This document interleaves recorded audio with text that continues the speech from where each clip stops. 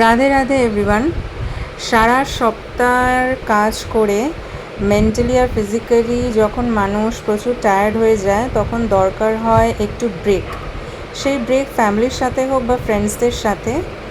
তো একদিন আমরা চলে গেলাম এই ব্রেক এনজয় করার জন্য বাইপাস ধাবাতে।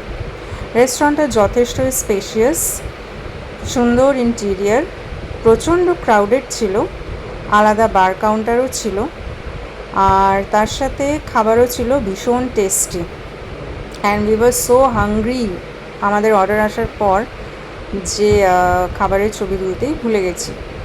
একদম রোডের ধারে, খুব ভালো।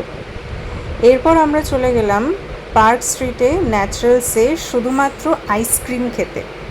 খাবার খেলাম এক জায়গায় আর আইসক্রিম খেতে গেলাম সোজা পার্ক স্ট্রিটের ন্যাচারালসেও প্রচণ্ড ক্রাউড ছিল। আর সেই ক্রাউডে অনেকক্ষণ লাইনে দাঁড়ানোর পর ফাইনালি আমরা আমাদের ফেভারিট ফ্লেভারের আইসক্রিমগুলো পেলাম। অনেক রকমের ফ্লেভারের এখানে আইসক্রিমস অ্যাভেলেবেল আছে, কিন্তু তার মধ্যে সবথেকে বেস্টেস্ট যেটা আমার লাগে, আমার পার্সোনালি ফেভারিট হলো কোকোনাট ফ্লেভার। ভীষণই ভালো খেতে। আর যখনই এই কোকোনাট ফ্লেভারের আইসক্রিম খাওয়ার কথা মনে পড়ে তখনই মনটা ছুটে চলে যায় ন্যাচারালসে। Thank you.